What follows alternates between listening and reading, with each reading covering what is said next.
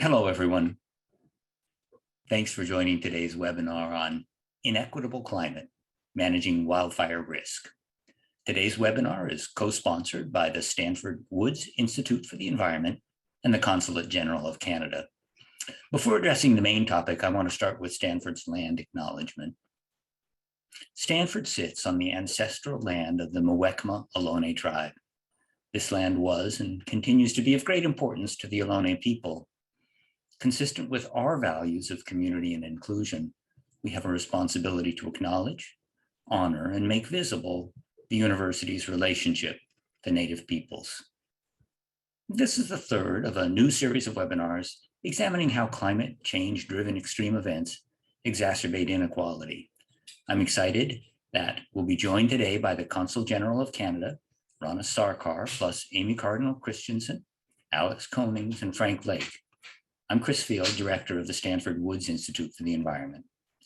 The Woods Institute has been for nearly 20 years Stanford's marquee investment in advancing understanding and developing practical solutions to our era's pressing environmental problems. Woods scholars team with other researchers, governments, companies, and NGOs to build bridges from research to action to address challenges in climate, health, food, water, oceans, and biodiversity. Looking forward, we in the Woods Institute are excited to be working with colleagues from across the university as a founding pillar in the bold new Stanford Dorr School of Sustainability, officially launched on September 1st. Progress on the new school is breathtaking. It's exciting to be halfway through our first quarter of operations. Today's session is our third webinar on climate-related extreme events and inequality. After today, the next event in this series will be on drought in early 2023.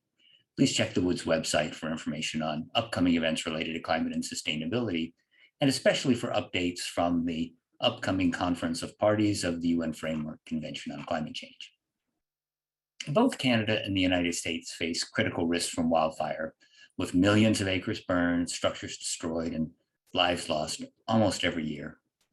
The Western US especially has experienced a horrifying increase in catastrophic wildfires, driven by a combination of climate change and many decades of fuel accumulation. In California, area burned annually increased fivefold from 1972 to 2018. The 8 largest wildfires recorded in California all occurred in 2017 or later. The most ferocious wildfires across the Western US and Canada have become almost impossible to fight, meaning that we need to shift attention to risk reduction, plus effective preparation for evacuation and emergency services. Wildfire risks are especially worrisome in rural communities, where dispersed populations and often subpar infrastructure for transportation and communications endanger lives. As with most climate-related extremes, the impacts of fire, including exposure to smoke, tend to be greatest for the most vulnerable communities and individuals. But rural communities, especially Indigenous tribes, have long experienced living with fire and managing good fire to reduce risks. For perspective on managing the risks, I'm thrilled that we can begin today's webinar with comments from Consul General of Canada, Rana Sarkar. That'll be followed by a discussion with a panel of experts on diverse aspects of wildfire trends and impacts, as well as strategies for risk reductions. Mr. Rana Sarkar was appointed Consul General of Canada in San Francisco, Silicon Valley in 2017. He previously served as National Director for High Growth Markets at KPMG Canada and co-chairman of the advisory board at the Munk School of Global Affairs at the University of Toronto. From 2009 to 2013, he was president and CEO of the Canada Indian Business Council. Mr. Sarkar is a member of the Advisory Council of the Mowat Centre for Policy Innovation, Canada 2020, and the Literary Review of Canada, and he's a distinguished fellow at the Munk School of Global Affairs. We're grateful to the Consulate for co-sponsoring today's webinar. Mr. Sarkar, we're honored to have you join us today. Thank you very much, Chris. And it's on behalf of the Government of Canada, it's a great pleasure to be with you and those at Stanford Woods today. I join your acknowledgement on land in that I'm speaking today from San Francisco, the traditional land of the Ramaytush Ohlone people and the coastal Mikwok people. They, along with the Southern Pomona, are organized as the Federated Indians of Grat and Ranchera. We acknowledge that these peoples are the past, the present, and the future caretakers of these lands. And these acknowledgements serve as a reminder that the truth of our past must be recognized, and we're all partners towards achieving a meaningful reconciliation. We walked a shared path of reconciliation with Indigenous peoples in Canada, and we recognize that that requires listening and learning and working together. And the Indigenous peoples have always been great partners in this and towards building a better future. And we also recognize that in order to tackle the global challenges that we have ahead, we need to develop and further deepen these Indigenous partnerships. So we will start with that. I'm also grateful to hear this fantastic panel of speakers that we have today in the context of the Canada-California relationship with, and particularly with wildfires. Many of you know this is not just a $1 trillion trading relationship. It's a deep in what some of my old colleagues would call an intermestic relationship, where we not just share peoples, but we share lands, we share common challenges. And nothing is more stark than the issue of wildfire, which, as Chris referred to, is the era of mega fire is upon us. And the types of solutions beyond firefighting are the ones that we need to dig deep on. And as just an indicator of the down payment of that, we of course in Canada have had a rich relationship with California particularly, but also along the West Coast on fire and fire management over a century. And but that has obviously intensified in recent years through exchange of fighters. We've had many dozens of firefighting crews through to sort of meet some of the fire requirements here in the state of California just in recent years.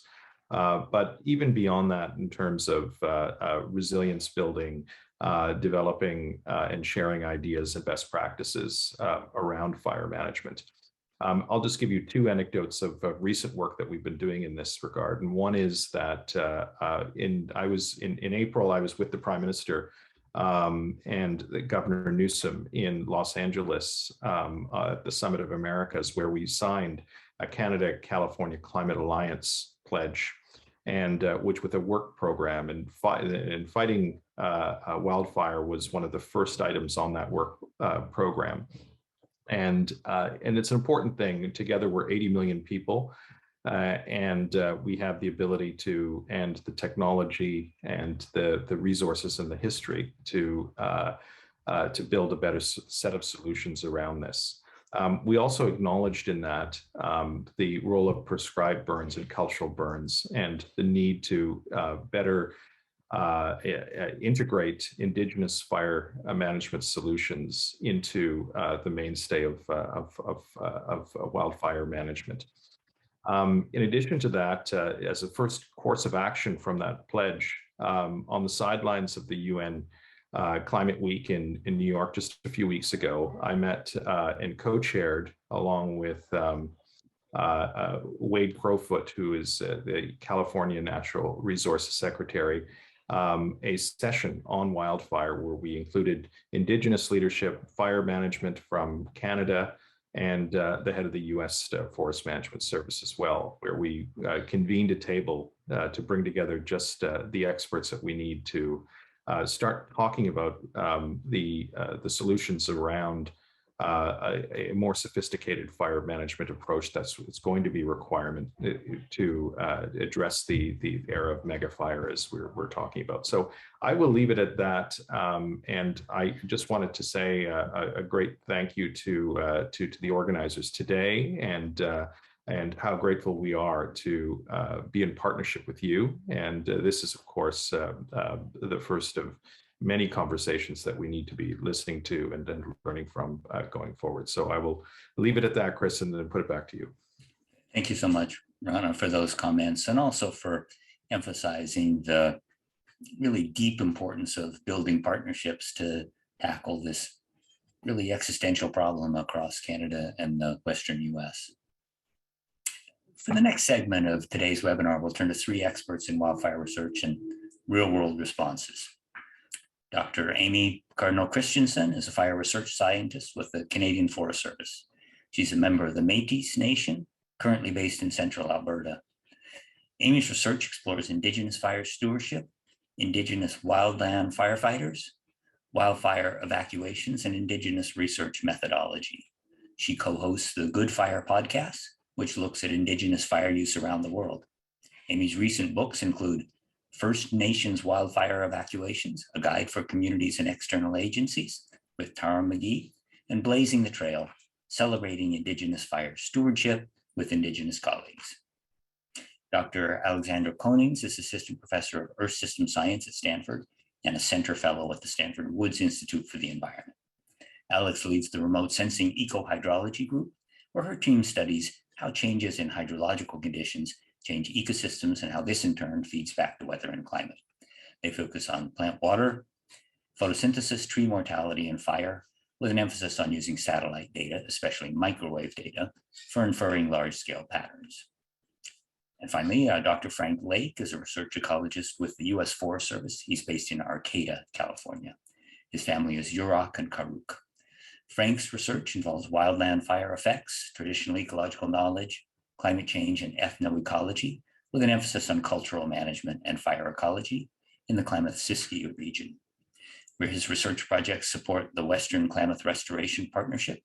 This is composed of the Mid-Klamath Watershed Council, the Orleans-Somnus Bar Fire Safe Council, the Karuk Tribe, the Yurok Tribe, the Nature Conservancy, rural community members, and government agencies. Among his many awards, Frank is Forest Service Distinguished Scientist and a recipient of the Eagle Feather Award for mentoring Klamath Basin tribal youth. Let me start with a question for Alex. Help us understand the factors that are behind the really gigantic increase in wildfires that we've seen across the Western US. Yeah, thanks, Chris. I would say there's basically three main factors that have contributed to this massive increase that you allude to.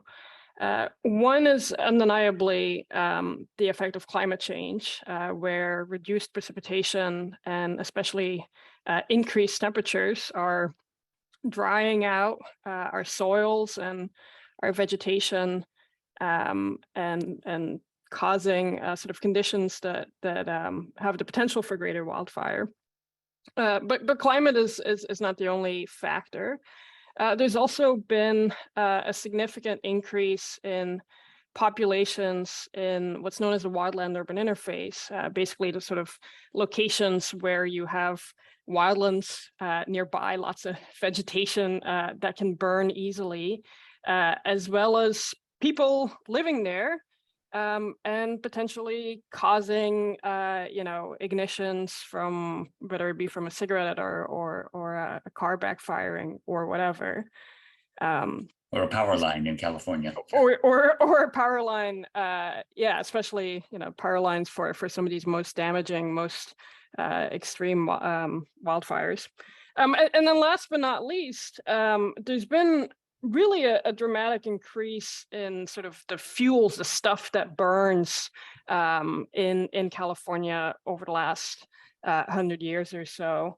We're actually, notwithstanding the sort of large effects that we all see in the news or can tell are there, either in our air or unfortunately if we're close by and there's risk, despite those big wildfires, on the whole, historically, we've been really good at suppressing fires.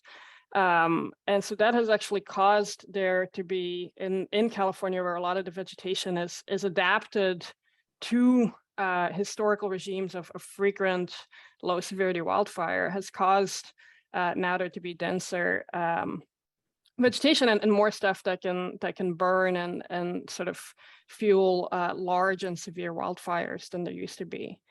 So that's sort of a rundown, and exactly how much each of these factors contribute will depend on exactly what you're looking at, et cetera. But they're all really, each one of the three are significant contributors. Alex, your comments on the important role of fuel accumulation brings us to the question of how you manage those fuels. And let me turn next to Amy, who is a real expert in the use of fire to help manage fuel accumulation. And I wonder if you can provide some background on the role of good fire, the limits maybe to good fire, and how you see us bringing more good fire into the environment. Sure. So hi, Chris. I'm happy to be joining. Can you hear me okay? We can.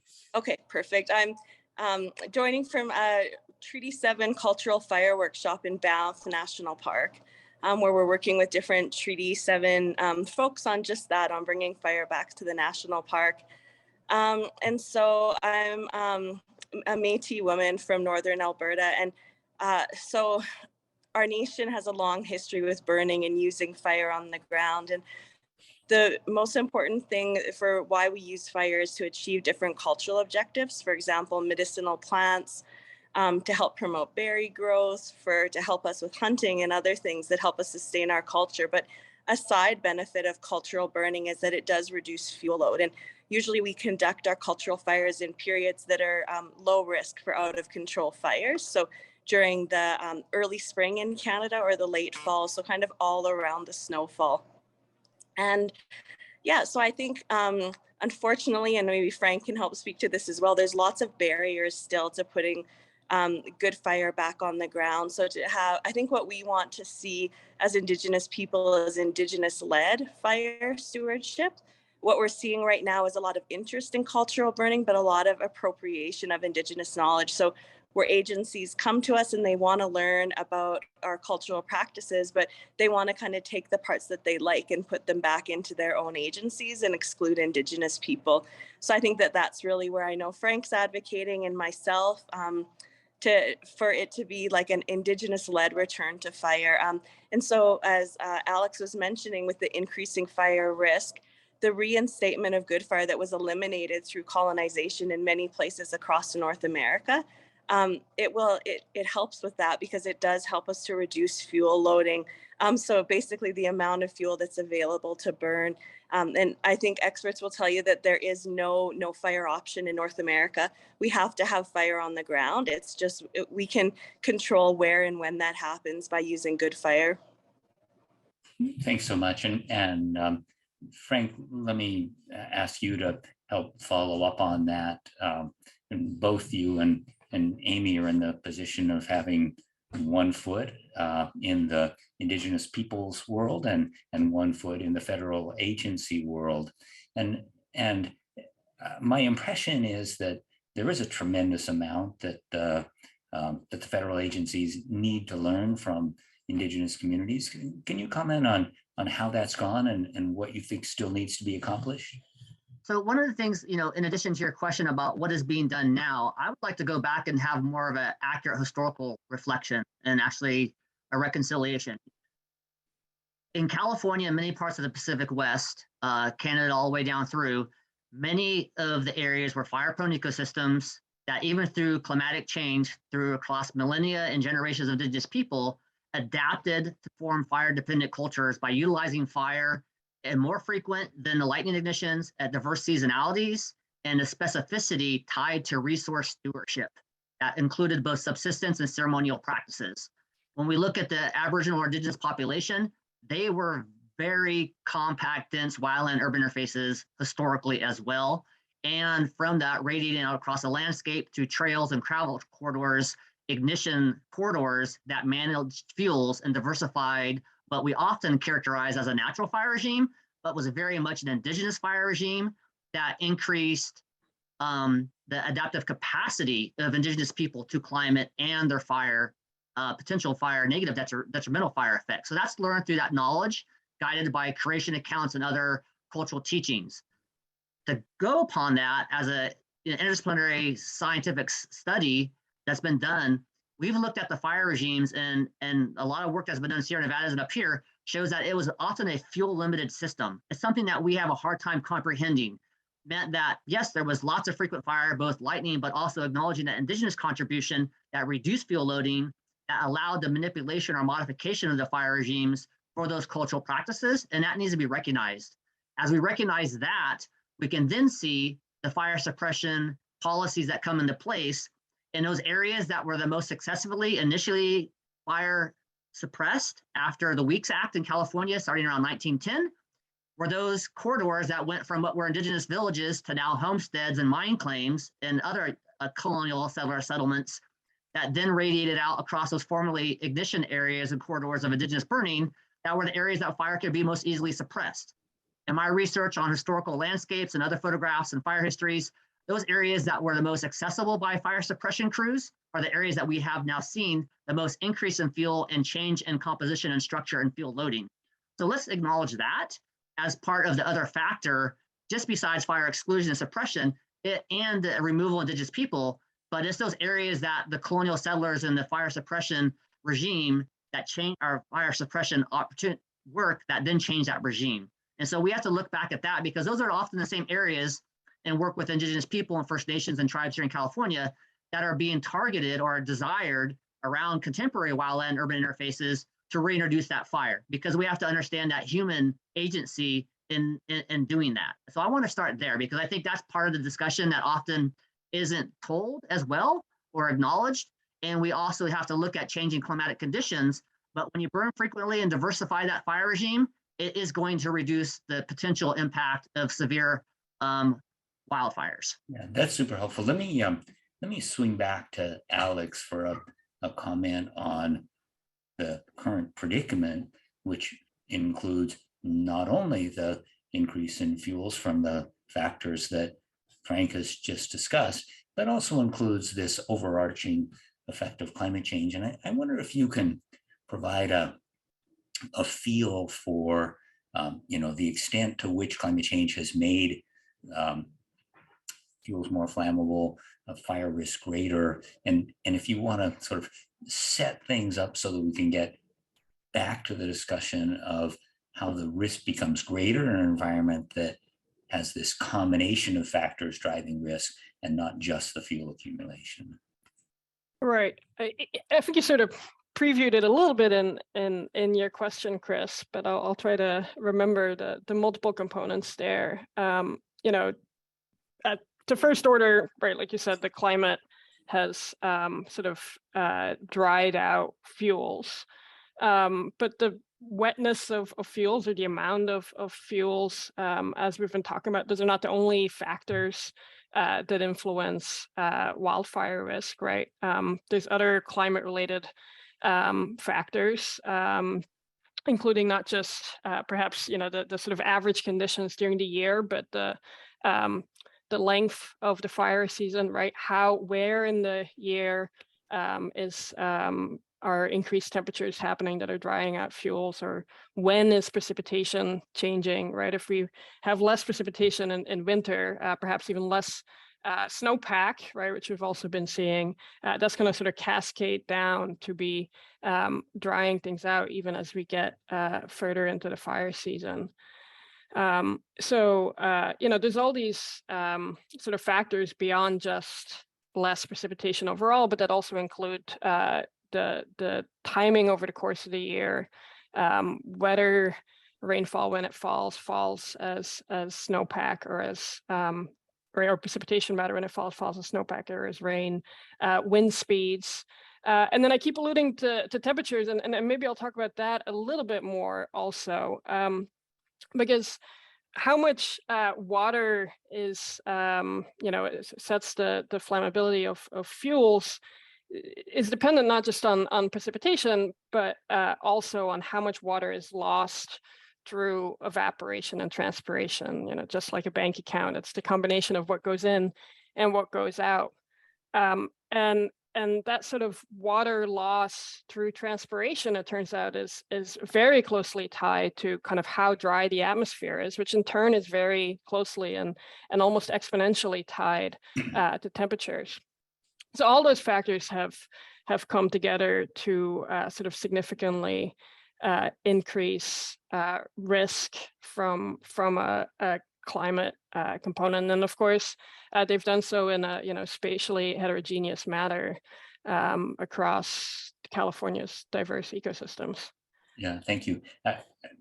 I'm pleased that Rana has been able to stay with us. And if it's okay, I might ask you one more question about how the Canadian government thinks about some of the equity issues that the fire risk poses. And in particular, I wonder if you can provide an overview of the Canadian thinking about how resources should be allocated between risk reduction and fire response, which is typically taken the vast majority of the resources, and also how you think about deploying resources across the spectrum from isolated rural communities to metropolitan areas that are smushing up against the wildland-urban interface.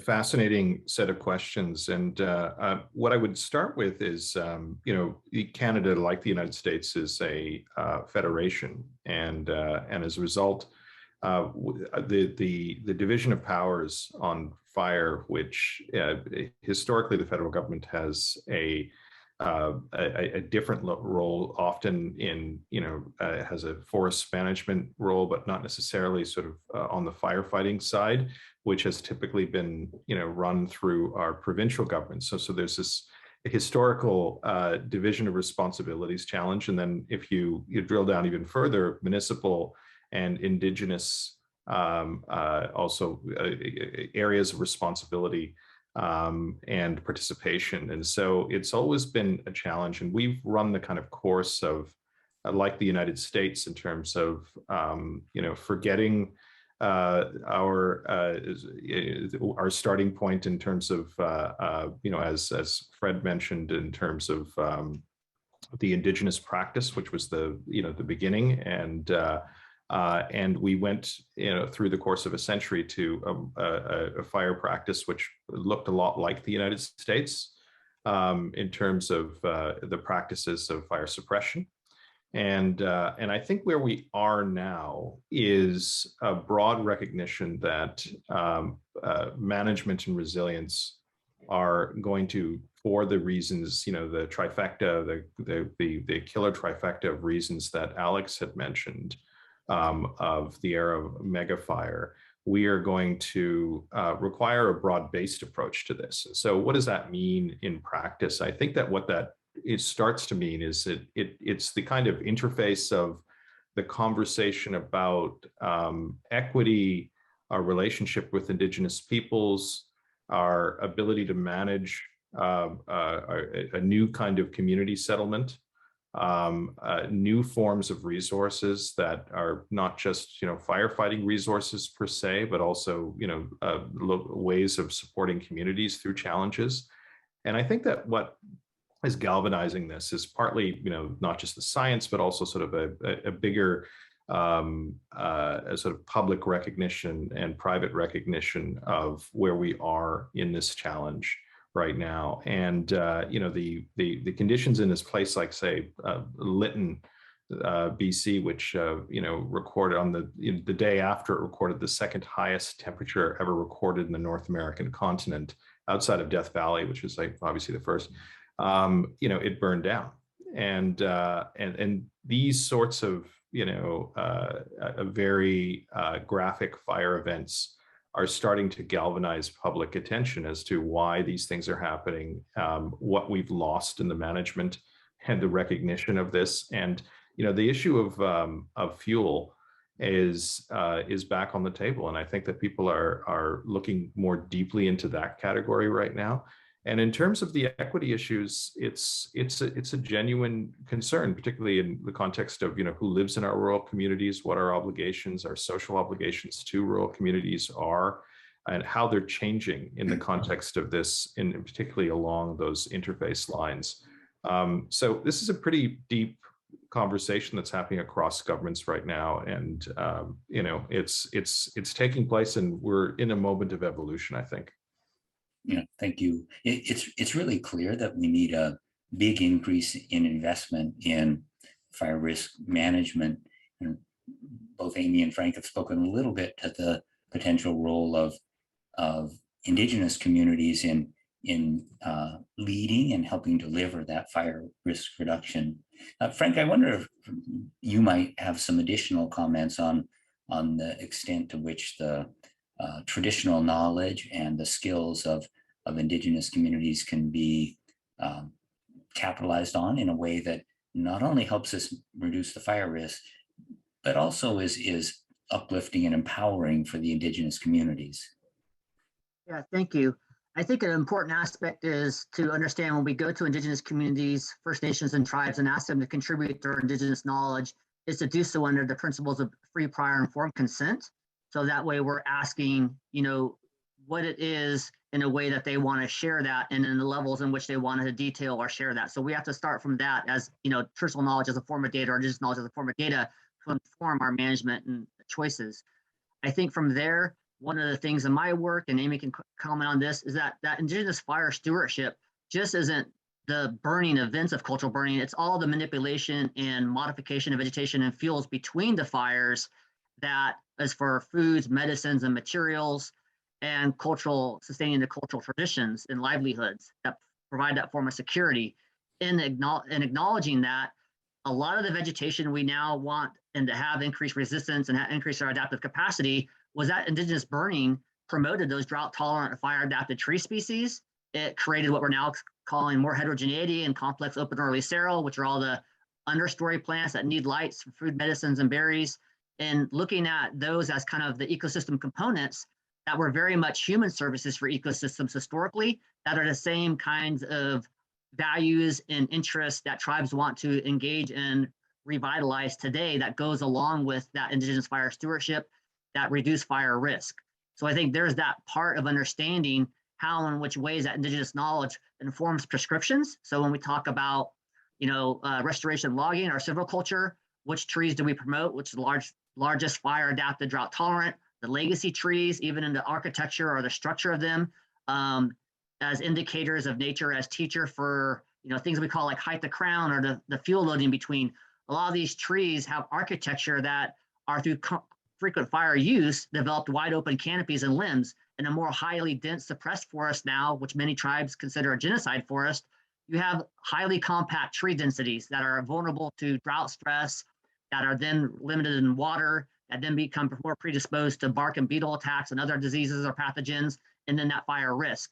So I think that tribal notion is, how do you include that Indigenous knowledge about the desired condition that's along as part of a cultural process that promotes those drought-tolerant fire-adapted tree species, that open early seral, that area, that's the open important understory that diversifies the fuels across the landscape area between vegetation types. And then for that, the applicability of the fire to maintain and reduce the fire risk, but maintain those resources presently. Yeah, this point that bringing good fire back onto the landscape is more than just going out and setting prescribed burns, a really important one. Amy, can you comment further on the extent to which Indigenous communities can be leaders in helping us get to the level of acceptable levels of fire risk across the landscape? Sure. So, Chris, I just first wanted to mention about the inequitable risk. I think that people don't understand how disproportionate it is in Canada. So in Canada, Indigenous peoples make up about 5% of our population, but about 42% of wildfire evacuees are Indigenous people in Canada, and about 78% of smoke evacuees. So those are people who are evacuated from smoke, not from direct threat from fire, are Indigenous. So, even though like our nations are highly adaptable and used to fire, and like Frank said, fire dependent, we've become vulnerable through colonization to the impacts of fire. And a lot of that is because we can't use the knowledge that we have from our ancestors in our territories. So basically through provincial and territorial fire exclusion policies, we're unable to do the things that we need to do as nations. And so I think one of the things that really comes to me is lots of times, we hear about this adaptation to climate change and how are we going to adapt and how does cultural burning fit into that? And for me, like, our nations are the most like adaptable as you can be. We survived colonization. We're still here. And so I think that like climate change is terrible, but it's for us, like, we can adapt to that as well as we, if we're allowed to continue our practices on the land. But right now, because of this disconnect that we have and all these policies and barriers in place that keep us from being able to do our practices on the landscape, it just continually, increasingly makes our communities vulnerable. And so we saw that in 2021, most of the communities evacuated in Canada and impacted, including Lytton, which was Lytton First Nation and 5 other First Nations as well. And the population of Lytton even is mostly Indigenous. And so those are the communities that are being impacted by wildfire. But First Nation communities in Canada are under federal jurisdiction. So it really adds a lot of complexity to how communities are able to access funding, how they're able to do emergency management in their communities, because there's all these additional layers of bureaucracy that they face. Yeah, that's super valuable insight. Alex, one of the key points that both Amy and Frank have emphasized in the last comments is how important it is to get the forest structure back to the level where we can use the kinds of traditional fire management that the First Nations used.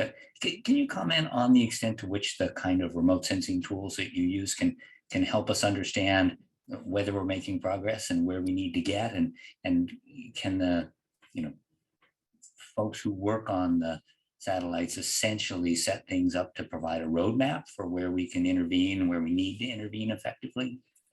Yeah, that's a great question. Thanks, Chris. There's lots of remote sensing tools here that I think could be useful. One of the things that my collaborators and I have really been focused on is that with remote sensing, one of the things that we can sense is exactly how dry fuels are in a given location. And Frank already alluded to this, right? But that's going to depend dramatically, not just on the specific sort of meteorological conditions in a given ecosystem, but also what kind of species are there, how drought adapted are they, how are they distributed, are they able to keep accessing stores of water deeper down, for example. So that's something that's incredibly sort of spatially variable across ecosystems. And while the best way to understand that is through sort of, boots on the ground and partnering with Indigenous communities and things like that to get the knowledge for a specific place, if you want to do that across large scales, right, satellites are sort of the best way to get a large scale understanding of where those fuels might be drying out, particularly in response to climate. That's not the only thing that satellites can do for us. There's been sort of a lot of improved development, for example, in recent years of new satellites from NASA and elsewhere that can really help us better understand sort of these structural components, how dense are fuels, how much fuel might there be nearer to the surface versus closer in the ground, all of which will also affect fire risk. And I'll just continue to talk a little bit longer to go beyond not just the fact that that I think satellites can be really useful here, but that there's also a lot of work to be done to actually translate that wealth of satellite information to practical good use. We don't really, our wildfire models in general are fairly out of date by decades, in fact. And they're not really set up to take advantage of this information at all, and especially in an era of our increased ability to use machine learning to good ends and other factors. I think there's a lot of work to be done to get from that satellite data to actual information about risk in different locations. And I think the good news is that those tools are very slowly starting to be developed. Yeah, and that's super important. And it also is important to emphasize that progress is going to require partnerships between the scientific community, government agencies, the Indigenous communities, and that everybody's got a part of the solution, but far from the entire thing. Frank, did you want to comment on this one?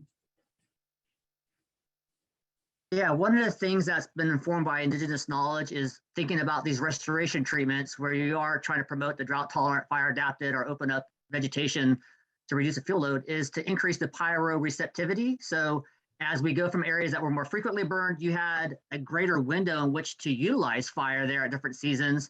We kind of lost that where it was either increase in fuel, maybe too wet, canopy closure, increasing moisture, and then a tipping point to where then it becomes extremely vulnerable at the hottest, driest time of the year. As you open and thin and reduce stands, both tree density and the understory fuels, you then have a great opportunity to use fire and diversify that. That I've seen in my own practice on my property by thinning and burning repeatedly. Now I have a greater opportunity in looking at variable weather conditions in which I want to apply fire specific to that resource and having that Indigenous knowledge guide based on resource conditions and quality when and how I use fire. Yeah, super important point. And the emphasis on multiple interventions, not just a one-time fix, and being sensitive to how the status of the forest interacts with the timing and the practices you use. And a range of important indicators guided by Indigenous knowledge about the vegetation, resource quality, and even wildlife or plant species. Yeah, thanks. There are a whole bunch of terrific questions in the Q&A box, and I'm going to start through some of these. The first one I want to ask is from Charles Little. And let me ask this question to Amy. Don't we have to allow many more wildfires to burn in order to treat the number of acres that are needed? And if so, how do we do that with all the obvious problems that wildfires potentially entail? Yeah, great question. And I think one of the first things, at least where I'm from, when you go and speak to the elders, is they say that the way the forest is right now and how unhealthy it is that we can't just go in and do our cultural burning practice. We won't be able to get the intensity of fire that we want on that landscape. And one of the ways that we're working through that is by using thinning treatments or fuel treatments. So partnering with agencies that then come in and do mechanical fuel treatments or hand fuel treatments in sensitive areas, and then go through after and maintain that area through the use of cultural fire. I think that we're also, some nations are partnering with agencies on doing larger prescribed burns on territory. The problem with wildfires is that, you know, we can't control where and when they happen. And often they're happening at, you know, when it's really hot, when it's really dry, when it's really windy, and the fire behavior and intensity is just too much for the cultural resources that we want to see. And in some areas in the boreal forest, it's turning into sand dunes, like it's replacing the forest. And we have such a slow growing season, you know, that we're never going to get those cultural areas back, even maybe within the 7 generations. So I think that's why most Indigenous people wildfires are important to us too, but not at the scale that they're occurring now. I think that that's important. Before, we had a much more mosaic on the landscapes through the use of cultural fire and wildfire, where you could have wildfires that were, important. But maybe I'll just leave it. It's a complex question. I can probably talk for 20 minutes on. Yeah, well, thank you. Great comments. Let me ask one for Frank. This one's from Jim Blake. With more prescribed burns or controlled burns, won't this increase air pollution? And how do we think about the increase in air pollution and how to mitigate it? Yeah, well, there are some benefits to smoke that Indigenous people have to offer on that aren't often considered. But as we increase the opportunity to use prescribed fire for cultural burning, you're going to be able to burn and ignite and combust fuels more under your terms and conditions for favorable weather, for smoke dispersion, for minimizing impact to potential to reduce adverse impacts to vulnerable population areas. So versus not doing that in the current mode of fire suppression, where we're deferring your risk, or those fires that go past initial attack and suppression, then are burning under the most severe conditions and causing really toxic and horrible smoke that is, you know, a whole scale and regional problem, as we've seen in the past few years. So again, to that, I think, again, if you live in a fire-prone ecosystem and we're a society who's learning to live with fire, it's going to have to be the conditions in which we can mitigate the human factors of smoke vulnerability to be able to use and apply fire when and where we can to the most beneficial opportunity. Great. Let me ask one question that goes back to the physics of wildfires. This one's for Alex, and it's from Candace Hyde Wong. Can you speak on the role of climate-induced wind speeds, if there is one? Yeah, I think we have much less good data actually in general on wind speeds, especially at high resolution than some of these other factors I mentioned. So my understanding is that changes to wind speed that might come from climate across the entire Western US have basically been dramatically less important in changing the sort of overall picture of wildfire risk and wildfire activity than changes to precipitation and temperature, and again, the timing of those factors. High wind events are super important, but in the context of the dry fuels and the fire ripe conditions. Yeah, you beat me to the second half of my answer. That's exactly right. Let me ask a question for Amy. This one from an anonymous attendee. Thank you for such great discussion. Can Amy discuss about the permitting process for cultural burns in Canada? And does she have any proposed solutions to ease permitting in Canada or California? Yeah, so in California, we have different provinces and territories in Parks Canada that regulate fire. And so there is no specific permitting system now for cultural burning. You have to follow the prescribed fire burning permits, which is very Western, I would say. And so you have to have a certain type of training to be able to fill out those those prescriptions. And many of our elders and our fire keepers don't have that knowledge to be able to fill that out. So it immediately puts up a barrier where they can't get fire back on the land. And so I think what I'm trying to work on, I'm currently on secondment with Parks Canada, and we're trying to look at, can we have some sort of parallel process where, prescribed fire isn't looked at the same as cultural fire, and it doesn't have to go through the same approval and other things. And there's so many barriers, though. We're trying to work through all that right now. But I think, as they were saying at the beginning, that the push is there now, that people want to see, I think, Indigenous-led fire stewardship. So yeah, hopefully we can continue to work on this area and remove some of those. Frank, do you feel like permitting is a major barrier to the greater use of prescribed fire in California? It is, but I think, to CAL FIRE's credit, they're beginning to turn that around. So I just posted something in there for Assembly Bill 642 and Assembly Bill 332 about the liability around cultural burning and a strategic plan for beneficial fire use that talks about prescribed fire and cultural burning.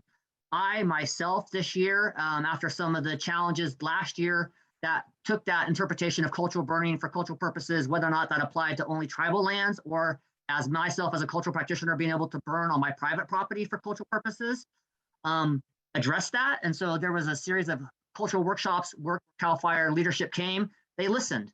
This year I was able to get what we call an LE7 permit, and then went along with my smoke management plan on my private property to burn for traditional food and basketry enhancement. And it took a site review. It took it looking at my prior treatments, looking at the complexity of it. And that was issued, even though there was a burn ban, I was still able to conduct that the last few weekends. And it was small, but it becomes an important piece to demonstrate it can be done and then to educate others. And also for the regulatory aspect of that for like CAL FIRE in our area, to have those specialists be more understanding of what cultural burning is across jurisdictions, and then where the permitting process helps support that to be able to do that and be able to do that for those purposes. It's really important to emphasize the role of creativity in both pushing on the regulations to make them more friendly to the practices that we need to be deploying, and creativity in figuring out where you can color slightly outside the lines. Yeah, but there's a lot of aversion to it, because if someone signs off on my permit and then my fire gets out of hand, they're essentially being like, well, I thought you had this under control and I didn't. Yeah. And it reflects on all those signatory officials who approved it. And so we have to look at the risk aversion. And so I think many times, even though there may be policies or authorities that could be a benefit to Indigenous people to empower them, those are often more narrowly interpreted from the lens of trying to be risk adverse and not take liability. And so that's still a challenge, even with more of a cultural norm within the federal permitting agencies. Yeah, and certainly our experience with the role of pile burns and starting those two big fires in New Mexico in the last years is an example of how concerns about risk and liability can dominate this whole conversation. Let me follow up on this question of the sort of the partnerships with a couple of questions about the way the community is thinking about this broadly. This question from Russ Bennett. Have any government agencies established technical advisory committees that consist of academia, indigenous, cultural, burning experts, and stakeholder representatives to set burning policy? And I'd be interested, to understand both in the US and Canada what's happened there. Amy, are there groups that are coming together around these topics? Nothing in Canada that I'm aware of that's looking at this. It's a bit difficult here because it's, as I said, it's the wildfire management is done by the province's territories. And so it makes it difficult to coordinate as well. There's some Indigenous nations that want to work with agencies, but for many, this becomes an issue about Indigenous sovereignty and autonomy and wanting to follow our own governance structures and not continue in the colonial system. So I think that there's Indigenous groups that are forming. There's a group called Interior Salish Firekeepers, where there's a group of firekeepers that have come together to try and push cultural practices. So, I think with my new role with Parks Canada, we're trying to do that, where we're hopefully getting together a circle of elders that will then advise Parks fire policy going forward. But yeah, it's a slow process. Can I ask a quick follow-up on that? One possible interpretation of your answer is that Indigenous autonomy is going to be critically important for this, and that the idea of partnerships may not actually be the way that this could work, and that somehow we need to transition into a greater respect for Indigenous autonomy. Is that where you're coming from? Yeah, so I think the big thing to mention here is that Indigenous people were not stakeholders, we're rights holders in Canada. And so through our treaty rights and other things, it basically puts us in a different designation. So lots of times by agencies, we get lumped in, with industry and other communities and other things, but that's not where Indigenous people are. We're rights holders to the land and to carrying out these practices. So I think that that's where a lot of confusion lies, and Indigenous people get very frustrated with that. Super useful. Frank, let me ask you to comment on this same issue, and then I think we'll have time for one more question after that.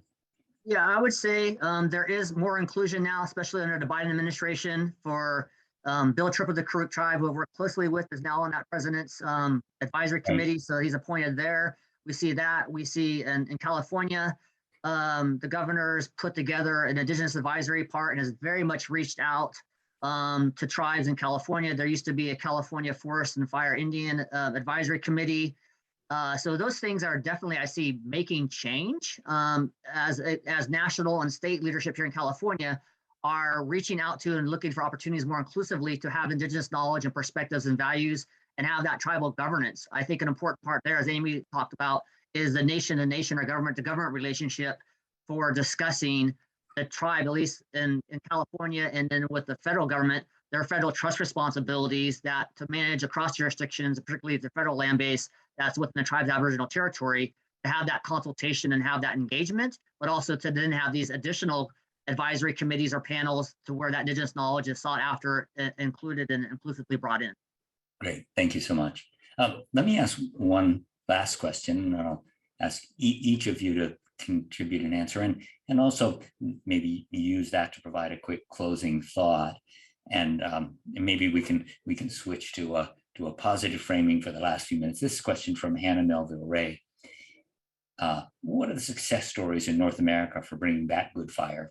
I'm coming from Northern Australia, where cultural burning is starting to be promoted through employing Indigenous rangers and establishing carbon credits for cultural burns. Are there some success stories we can build on? And I don't know, Amy, do you want to start? Sure, sorry, I'm just unmuting so actually right below me downstairs presenting right now is Oliver Costello formerly of the Fire Six Alliance on best practices that they're doing in Australia. And Don Hankins is down there too, presenting on what the Indigenous Stewardship Network is doing in California. So there's lots of really good examples of people moving forward. There's still lots of challenges that we face, but I do think, like Frank said, it's moving in the right direction. In Canada too, with our current government, it's focused really on the truth and reconciliation and reconciling with Indigenous people. And I think that that's also made a difference in this area of, promoting good fire. People aren't as adverse to it as they used to be. And Alex, you want to comment on where the technical scientific community has really contributed things that can help us deliver solutions? Yeah, absolutely. I mean, I think one particular angle that I haven't touched on before is that there's, again, for us, growing awareness, much like Amy mentioned, of the importance of not just coming up with technical and scientific solutions in a silo, but also about making those sort of widely rather accessible, and sort of more conversations about and in fact prototypes of things like public risk maps, right? So rather than providing these in the silos, given the sort of complexity of the multiple communities that need to bring together to promote good fire and establish the wildfire challenge, the idea of dissemination beyond just the technological advances themselves has been, I think, really important. And having good information to make sure that when all these fuel reduction efforts are undertaken, they're undertaken in the safest possible way. Yeah, exactly. Yeah. And Frank, success stories? It's in our children, the torchbearers of the future. They're starting today, and they'll be our elders that guide us for future fire use into the next millennia and the next generations to come. I've seen that. Amy does that. We do that with our kids. Don Hankins, many Indigenous people talk about the connection of intergenerational responsibility from those in the past to today, overcoming our challenges and recognizing those very openly and honestly. But our adaptive capacity to live with wildfire and to respond to climate is going to be in our youth. How do we empower them with the ancient knowledge, modern technology, I call it the techie tech, to be able to be those Indigenous fire stewards now and into the future? I learned that when I was in Australia, seeing Aboriginal children burn small patches, the teenagers doing slightly more complex ones, and adults doing much bigger swaths of areas. And then re-engaging my children in the burning like we did this last weekend and the weekend before teaches them the responsibility for that fire use, what the fire effects are, and then even though it might be a small half-acre patch, to say, if we can increase this, we'll get to our pace and scale, but we have to invest in our youth, and we have to give them the tools and the knowledge to be successful, really for the betterment of humanity. And so to be co-beneficiaries of Indigenous fire stewardship, empower our children, empower First Nation sovereignty, and let's come burn together and do it in the right way. Thank you so much. I love the concept of refocusing on multi-generational equity as well as multi-economic group and ethnic group equity. Thank you so much for a really stimulating conversation, really useful insights from Alex Konings, Amy Cardinal Christianson, and Frank Lake and Rana Sarkar. Also, I want to thank everybody in the audience for joining us today and for a set of really wonderful questions. As I said, for the questions that we weren't able to answer in the live conversation, we'll post written answers on the website. So thanks again. I also want to thank the staff of the Consulate General of Canada and the superb Woods Institute staff, especially Lee Rosenbaum, who brought this together, Kamaya Daniels, Molly Field, Roberta Tugenreich, and Celia Daniels, and also thanks to Evan Schwartz for video support. Thank you all for joining us, and so long.